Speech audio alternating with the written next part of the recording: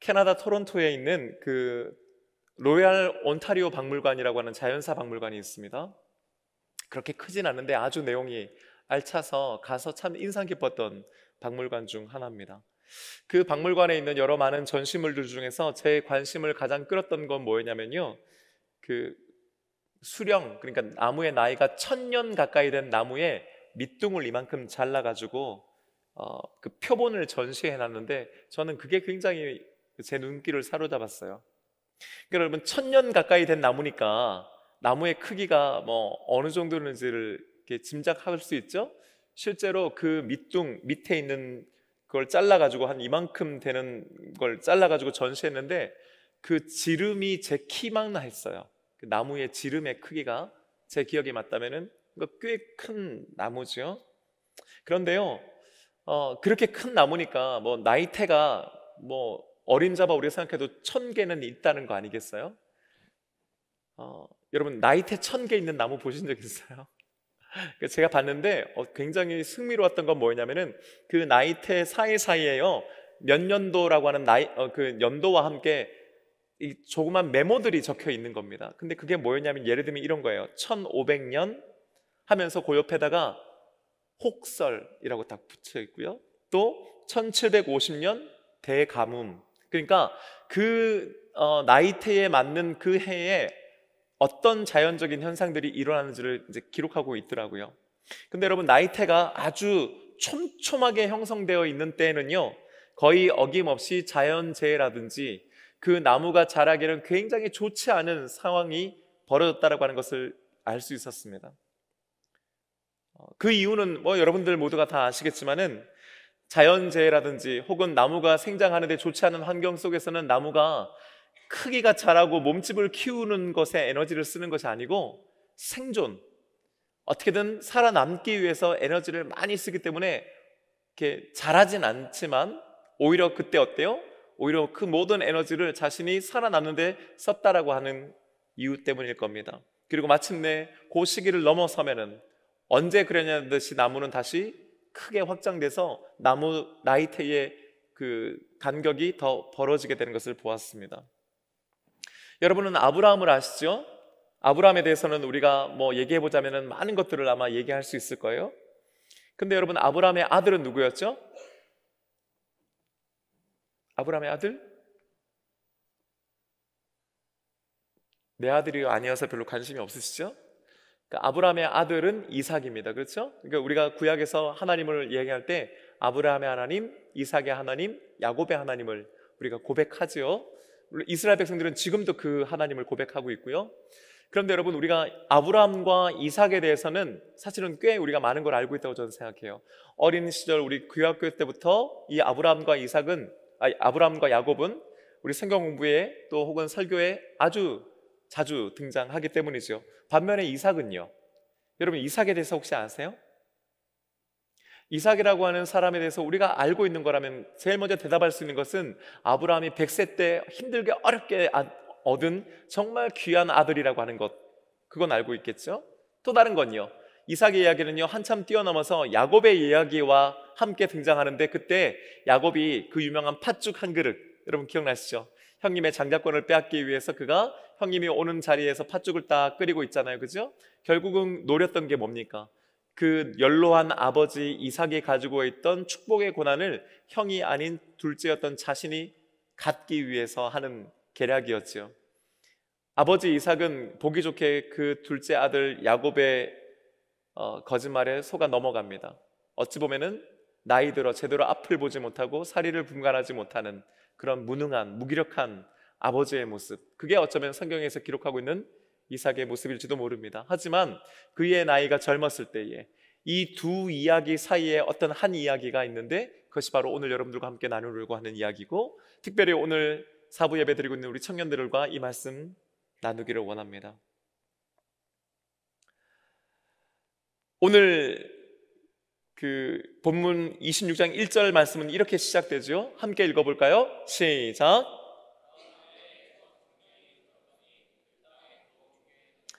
창세기 12장 10절 말씀에 보면요, 아브라함이 그의 나이 75세 때에 하나님께서 나타나셔서 그에게 주마 약속하신 그 땅을 향해 가고 그리고 그 땅에 마침내 도착합니다.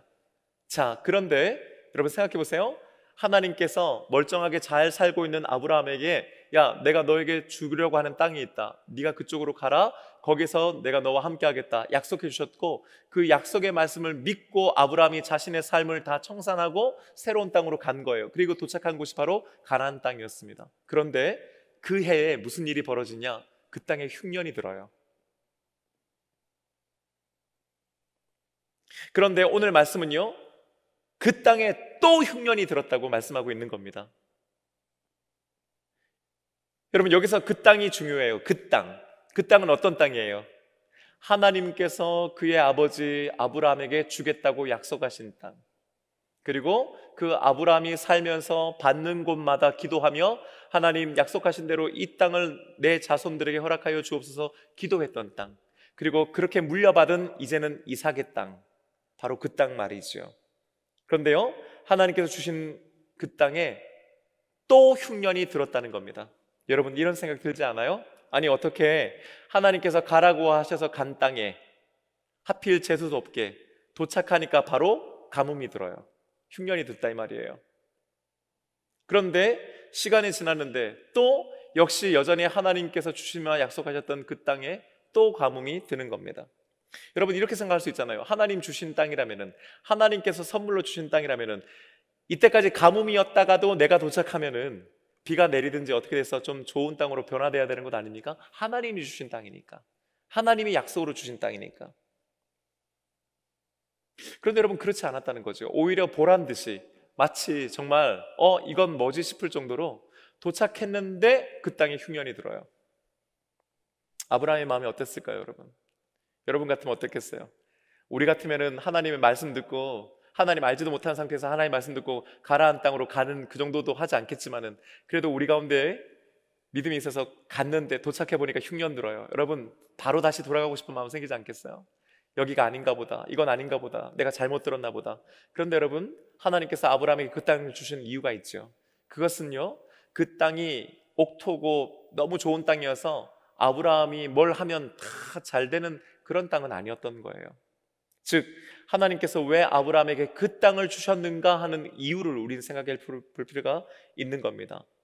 하나님께서는 아브라함에게 잘 먹고 잘 살기 위해서 그 땅을 주신 것이 아닌 거지요. 만약 그런 것이 하나님의 뜻이었다면요, 당연히 그 땅에는 결코 기근과 흉년이 없는 좋은 땅을 하나님께서 그에게 주셔야 맞는 것 아니겠습니까? 하지만 여러분, 하나님의 목적은 아브라함을 굳이 끄집어내서 그 땅에 살게 하면서 그로 하여금 잘 먹고 잘 살게 풍요로운 삶을 보장하기 위해서가 아니었다는 거예요. 그렇다면 뭐였습니까? 하나님께서는 그를 그 땅으로 보내셔서 하나님의 사람으로 훈련시키시기 위함이라는 줄로 믿습니다. 원래 그가 살고 있던 땅이 아니라 하나님께서 가라고 하신 그 땅, 완전히 새로운 땅에서 하나님은 그를 하나님의 사람으로 만들어가고 계시는 겁니다. 그리고 그 사람을 통해서 생겨난 그 자손들에게 하나님의 사람대로 살아갈 수 있는 법을 배우게 하시고 훗날 그 땅에서 그 민족이 살 수 있는 터전을 만들어주시기 위해 보낸 것인 줄로 믿습니다. 그 땅은 잘 먹고 잘 사는 풍요로움의 약속, 번영을 조건으로 받은 땅이 아니라 훈련과 연단의 장소로 믿음으로 세워지기 위한 약속의 땅이었는 줄로 믿습니다. 그게 바로 하나님께서 굳이 아브라함으로 하여금 가나안 땅에 가게끔 하신 이유였고, 그 아들 이삭이 그 땅을 받아 안게 된 이유였던 것입니다. 여러분, 우리 인생도 마찬가지 아닐까요? 우리의 인생을 누가 우리에게 허락해 주신 겁니까? 하나님께서 우리에게 주신 줄로 믿습니다. 엄마 아빠가 서로 사랑해서 나를 낳았지만 여러분, 그걸 가능케 하신 분은 하나님이시요, 오늘도 이 시간 우리가 이 자리에 있을 수 있는 것은 생명의 주인이신 하나님께서 우리에게 생명을 주셨기 때문인 줄로 믿습니다. 여러분, 그런 면에서 우리의 인생은 하나님께서 주신 땅과도 같습니다. 하나님께서 우리에게 우리의 인생을 허락해 주신 것입니다.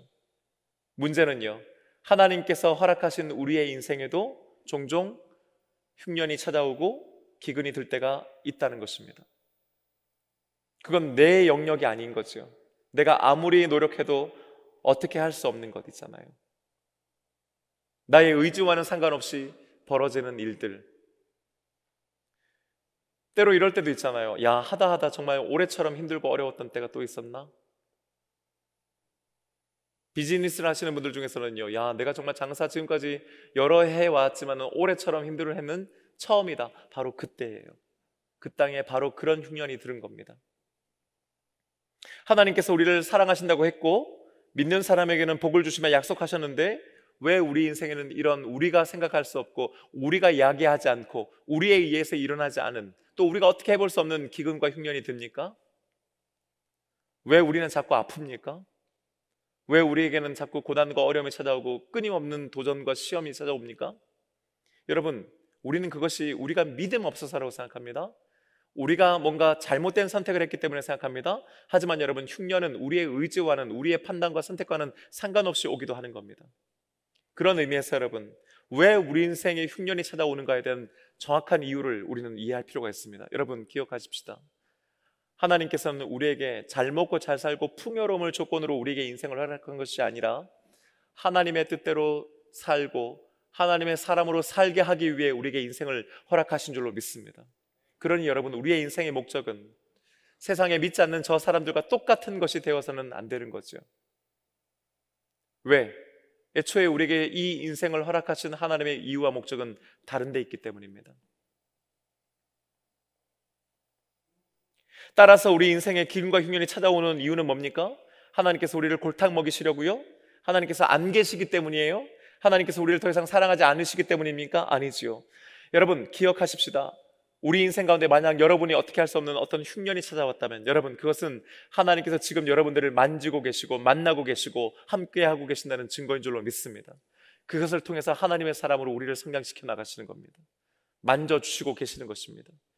이 흉년의 환 가운데서 주시는 은혜가 반드시 있게 될 줄로 믿습니다. 흉년이 들었을 때요, 먼저 그의 아버지 아브라함은 어떻게 했습니까? 아브라함은요, 이집트로 내려갔습니다. 거기에는 1년 내내 나일강이 흘러서 가물지 않죠. 여러분, 이집트에는 나일강이 흐르기 때문에 가물지 않습니다. 바로 그 땅으로 가서 이 가뭄을 피해야겠다고 그가 생각했던 거죠. 거기에 가면 먹을 것이 있을 것이고 살 수 있을 것이라고 아브라함은 생각했습니다. 그게 사는 길이라고 생각했던 거죠. 하지만 결과는 어땠습니까? 오늘 이 시간 다 얘기할 수 없지만은 오히려 아브라함은요, 바로에 의해서 큰 어려움을 당하고 아내를 빼앗길 뻔하고 죽임당할 뻔하죠. 그때 하나님께서 도우셔서 그가 다시 그 모든 것들을 회복하고 다시금 자신의 땅으로 돌아오게 됩니다. 이삭은 어떻게 했을까요? 믿음의 조상인 아브라함은 그렇게 했는데, 여러분 1절 말씀 함께 다시 읽습니다. 시작.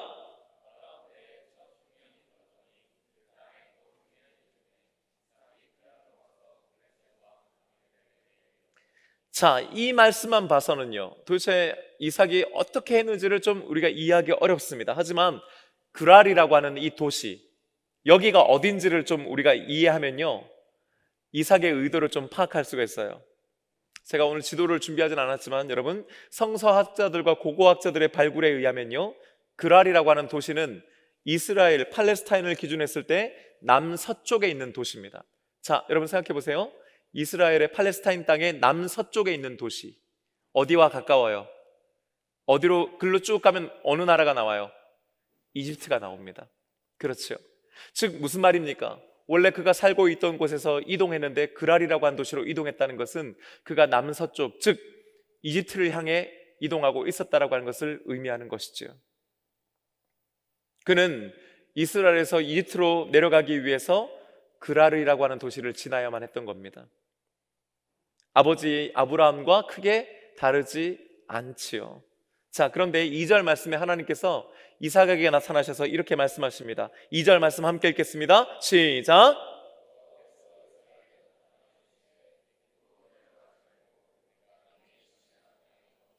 아멘.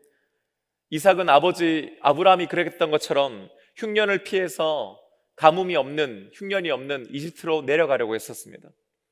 누가 보더라도 그건 타당합니다. 리저너블 하죠. 그게 맞지, 그게 사는 길이지. 하지만 하나님께서는요, 그가 이집트로 내려가는 것을 허락하지 않으셨습니다. 오히려 내가 너에게 지시하는 땅, 즉 그 아버지 아브라함 때부터 하나님께서 약속하신 그 땅에 뭐 하라고요? 거주해라, 머물라, 스테이 하라는 거예요. 내려가지 말라는 거예요. 옮길 생각하지 말라는 거예요. 거기에 있으라는 거예요. 여러분, 저는 이 말씀을 이렇게 한번 생각해 봅니다. 이삭의 인생에 어떤 문제와 어려움이 찾아왔잖아요. 이삭이 그 문제를 해결하려고 얼마나 노력했겠습니까, 여러분? 여러분, 쉽사리 땅을 포기하는 사람들은 없어요.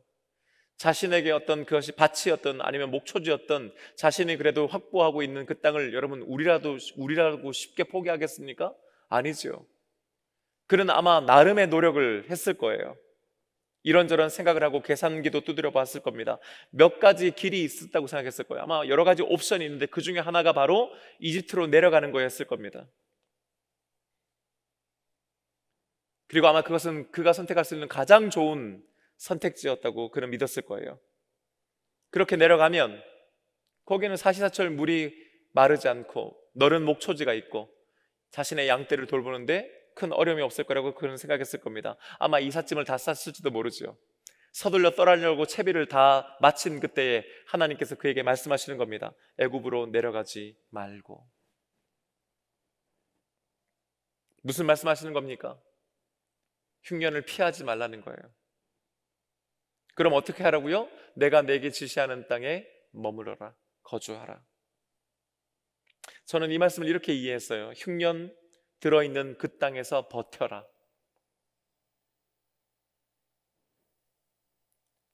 문제가 있을 때마다 이리저리 살궁리하지 말고 흉년과 정면으로 맞서라는 거죠. 그 흉년을 그 땅에서 한번 견뎌내라는 거죠. 한번 버텨보라는 겁니다. 조금 전에도 우리가 살펴봤듯이 하나님께서 그 땅을 주신 이유는요, 잘 먹고 잘 사는 데 있지 않다고 말씀드렸습니다. 만약 잘 먹고 잘 사는 것이 하나님께서 그들에게 그 땅을 주신 이유였다면 더 나은 땅으로 옮기는 것에 대해서 아마 하나님께서 오히려 그 길을 인도하셨을 겁니다. 하지만 하나님의 의도는 거기에 있지 않았습니다. 하나님께서 아브라함과 이삭에게 그 땅을 주신 것은요, 풍요로울 때 잘 먹고 잘 살다가 흉년 들면 언제든지 뒤도 돌아보지 않고 떠나라고 주신 땅이 아니라는 거죠. 네가 필요하면 취하고 불리하면 버리는 그런 땅이 아니라는 말씀인 거예요. 아브라함이 그 땅에 처음 갔을 때 흉년이 들었습니다. 그의 나이가 75세였습니다. 그런데 여러분, 그가 언제 죽었느냐? 정확하게 그 땅에서 100년을 더 살고 175세에 죽습니다. 그리고 오늘 본문의 일은요, 아브라함이 죽고 난 다음의 일이겠죠? 그렇다면 여러분, 이 땅에 찾아온 흉년은요, 적어도 100년 만의 흉년이었던 거예요. 바꿔 말하면요, 지난 100년 동안은 그럭저럭 먹고 사는데 큰 지장이 없었다는 뜻이겠죠. 지난 100년 동안 어려움 없이 하나님의 축복 가운데 잘 됐던 거예요. 번성했던 거예요. 영역도 넓어지고 지경도 넓어지고 영향력도 커지게 됐죠. 그런데 100년 만에 흉년 왔다고 해서 그러면 이 땅 버리고 넬름 이집트로 내려가? 그건 안 된다는 겁니다. 그래서는 안 된다는 거예요. 하나님께서 뭐예요? 다른 데 가지 말라는 겁니다. 이 100년 만에 찾아온 흉년, 이 땅에서 어떻게든 견뎌보라고 말씀하고 계시는 거예요. 그렇다면 하나님께서는 왜 이삭에게 이 흉년이 든 걸 뻔히 알면서도 피하지 말고 그 가운데서 머물라, 버텨라 라고 말씀하시는 걸까요? 3절 상반절의 말씀 함께 읽겠습니다. 시작!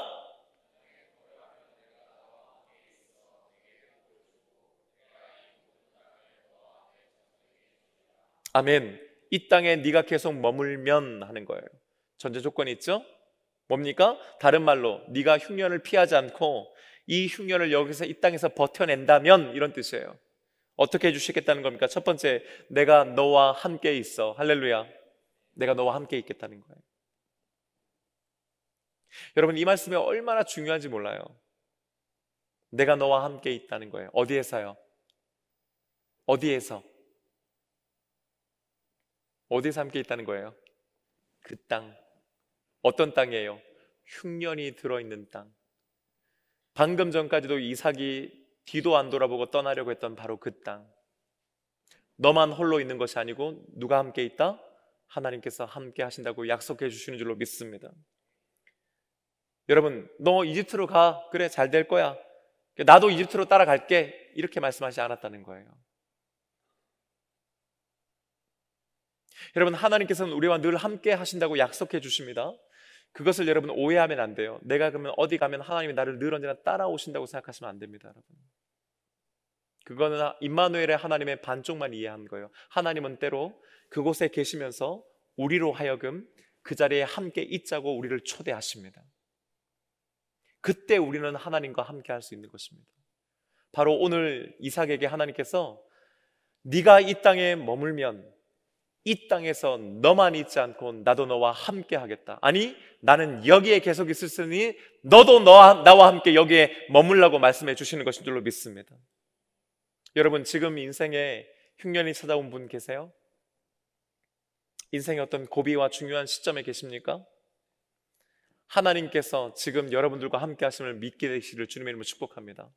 여러분, 그 고난의 땅, 그 흉년이 들었을 때에 오히려 하나님께서는 그 땅에 우리를 머물라 말씀하시면서 멀리 떨어져 계시는 것이 아니라 바로 그 땅에서 우리와 함께 해주시는 하나님이신 줄로 믿습니다. 두 번째, 이 땅에 계속해서 머물면 네가 흉년을 견디면, 버티면 내게 복을 주고 그랬어요. 사랑하는 여러분, 복은요 흉년을 버틴 사람에게 주시는 하나님의 선물인 줄로 믿습니다. 여러분 한번 따라해 볼까요? 복은 흉년을 버텨낸 사람에게 주시는 하나님의 선물이다. 우리는 흔히 아이고 야 저 사람 드디어, 요즘 젊은 여러분들은 그런 표현 안 쓰겠지만은 어른들은요 아유 저 사람 그래도 아유 드디어 복 받았네 이런 얘기를 한단 말이죠. 여러분 그 말이 어떤 의미예요? 대체로 그런 얘기를 듣는 사람들은 어떤 사람입니까? 무진장 고생했는데 그 고생의 끝에 마침내 뭐예요? 복을 받은 사람들이에요. 그냥 벼락부자가 아니에요. 쉽게 살다가 쉽게 어떻게 뭔 걸 얻은 사람들에게 하는 얘기가 아니에요. 늘 언제나 보면 안쓰럽고 늘 언제나 힘들었는데 야 그걸 견뎌내더니 마침내 드디어 복을 받는구나, 빛을 보구나 얘기한다는 거죠. 여러분 맞습니다. 하나님의 복은 마침내 오는 것인 줄로 믿습니다. 교회에서요 복에 대한 설교를 하거나 또 축복에 대한 얘기를 할 때 사실은 말씀을 전하면서 늘 마음속에 좀 저어되는 것이 하나 있는데요, 그것은 뭐냐면 여러분 하나님의 복을 우리가 너무나 함부로 받는다는 거예요. 하나님의 복을 너무나 쉽게 생각합니다. 여러분 하나님의 복은요 마침내 오는 것입니다. 하나님의 복은 그냥 하늘에서 우리가 빌면 마치 자판기 그냥 동전 몇 개 넣고 딱 누르면 떨어지는 그런 것이 아니고요, 흉년의 땅 그 한복판에서 그 흉년을 견뎌낸 사람들에게 주시는 하나님의 특별한 은총인 줄로 믿습니다. 저는 여러분들이 하나님의 그런 복을 받게 되시기를 주님의 이름으로 축복합니다. 마지막 세 번째로요, 이 땅에 머물면요 내가 이 흉년을 잘 이겨내면요 내가 이 모든 땅을 너와 내 자손에게 주리라 약속해 주십니다. 너만 잘 될 뿐만 아니라 네 자손들도 잘 된다고 약속해 주시는 거예요. 여러분 세상에는요 흉년이 없어져도 복을 받는 사람들이 있죠. 소위 우리가 그런 사람들을 뭐라고 말해요? 어떤 수저? 금수저. 금수저 들고 태어났고 물고 태어난 사람들이 있습니다. 여러분 이 땅에는요 우리가 지금까지 살아오면서 경험했던 그 고난과 아픔과 우리들의 고민, 뭔가 하나 살 때 우리는 두 번, 세 번을 고민하고 끝내 내려놓는 그런 것들을 경험하지 않고 지금까지도 그냥 원하는 거 잡고 원하는 대로 사고 원하는 대로 타고 다니는 사람들이 여러분 있어요. 있잖아요. 그건 인정해야죠. 하지만 여러분 그거 부러워하지 마십시다. 부러워하지 마십시다. 왜 그렇습니까? 여러분 그것이 복인 것 같아도 그건 하나님께서 주시는 그런 종류의 복은 아닙니다. 여러분 글쎄요 굳이 따지자면 부모 잘 만난 복 정도 되겠죠.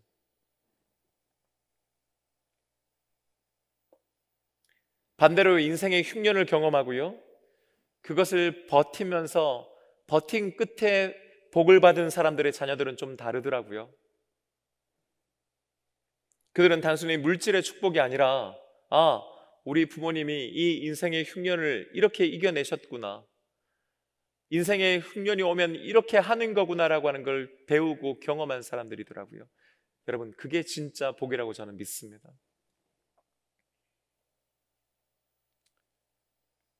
그리고 그런 인생의 깨달음을 얻는 사람들의 자녀들이 훗날 더 크게 될 거라고 저는 확신하고 있어요. 하나님께서는 셋째로요 너와 내 자손까지도 복을 받을 것이라고 약속하신 이유가 바로 여기에 있습니다. 여러분, 제가 아들이 둘이라고 말씀드렸죠? 큰아이가 지금 23살이, 큰아이가 23이고 둘째가 20살입니다. 저는 제가 인디애나주 포트웨인이라고 하는 도시에서 개척을 해서 목회를 13년 동안 했다고 말씀드렸죠. 저희 둘째 아이가 중3 때였어요. 그날 잊어버리지 않습니다. 12월 31일 오후 한 8시 반쯤 됐었어요. 저녁 식사를 마치고 송구영신 예배를 가기 전에 저희들이 식탁에 앉아가지고 4명이 저와 제 아내와 함께 두 아이들이 올 한 해 하나님께서 우리에게 주신 은혜를 함께 나눠보자라고 제가 얘기했습니다. 그래서 제가 나누고 제 처가 나누고 그 다음에 저희 큰애 믿음 좋은 준전도사급인 저희 큰애가 이제 은혜를 나눴어요. 근데 그 얘기를 가만히 듣고 있던 저희 막내, 저희 둘째가 이렇게 얘기하는 겁니다.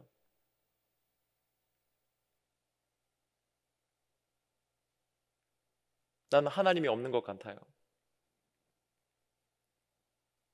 일단 분위기가 여러분 같았습니다. 그 얘기 듣고. 그러면서 저희 둘째 아이가 뭐라고 했냐면, 나는 우리 가족이 하나님께 벌을 받고 있는 것 같다고 느낀다고 그러더라고요. 그럴 때 여러분, 표정 관리를 잘해야 됩니다. 웃으면서 물어봤습니다. 왜 그렇게 생각하는지. 그랬더니 저희 아이가 이렇게 얘기했어요. 하나님께서 계시다면 이럴 수가 없다. 하나님께서 계시다면은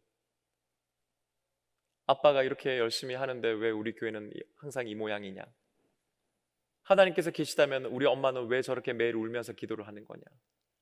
하나님께서 계시다면 우리 집은 어떻게 이렇게 가난하냐? 몇 가지를 그 아이가 더 얘기했었어요.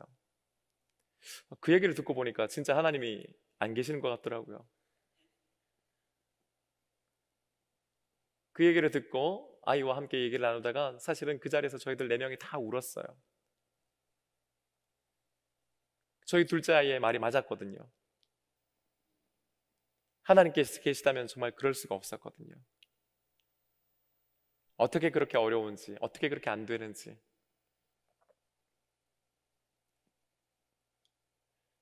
저만 흉년을 겪었던 것이 아니었던 거죠.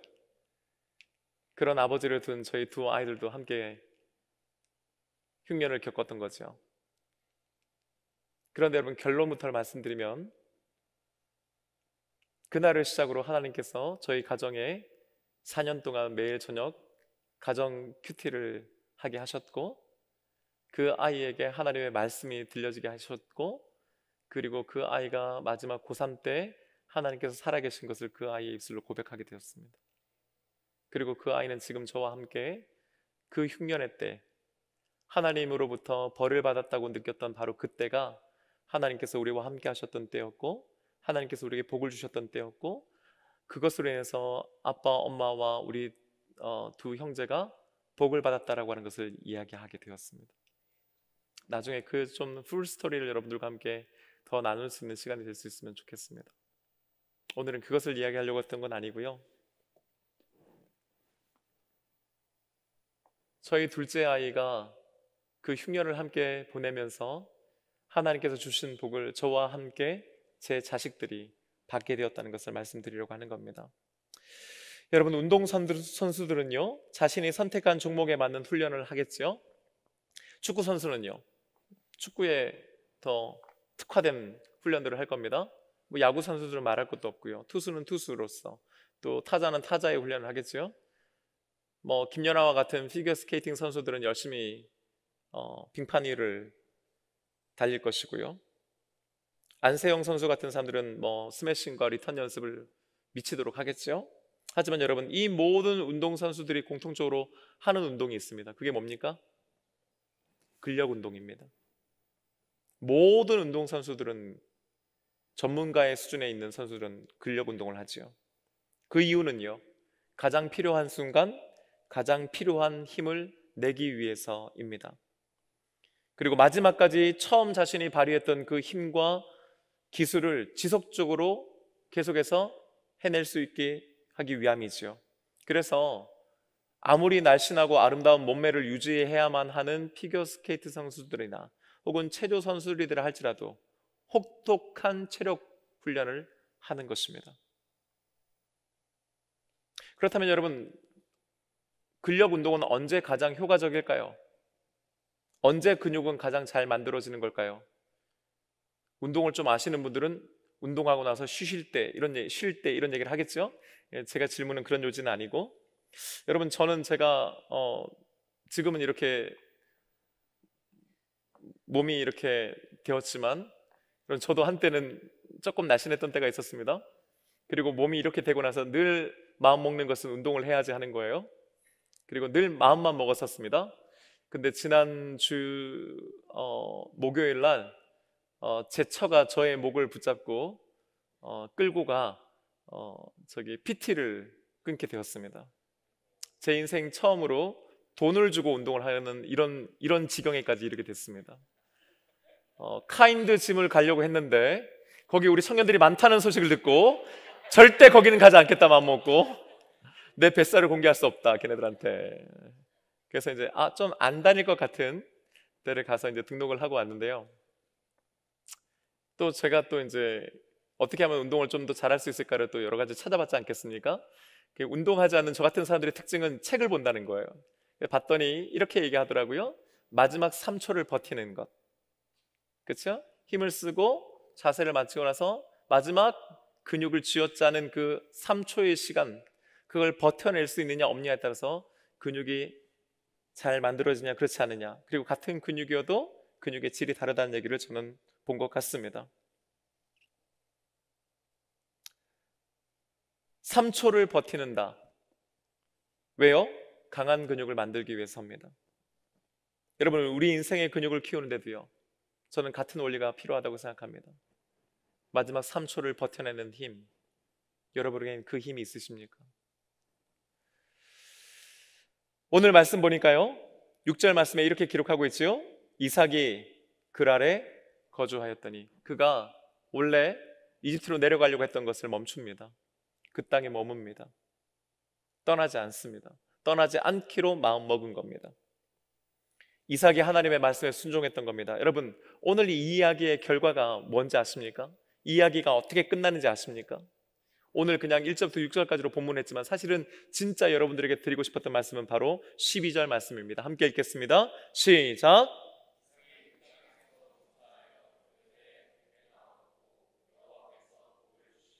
아멘. 여러분, 놀랍지 않습니까? 그 해는 뭐예요? 바로 흉년이 들었던 바로 그 해를 말합니다. 여러분, 흉년이 들면요, 농사는 망한 겁니다. 농사 짓기 어렵습니다. 저는 농사에 대해서 잘 모르지만 그건 너무나 당연한 것 아니겠습니까? 하지만 그가 떠나지 않고 그 땅에서 자신이 하는 것, 늘 자신이 해오던 것, 누가 시켜서가 아니라, 특별한 뭔가가 아니라 늘 해오던 것을 그 해에도 합니다. 놀라운 것은요, 그 해에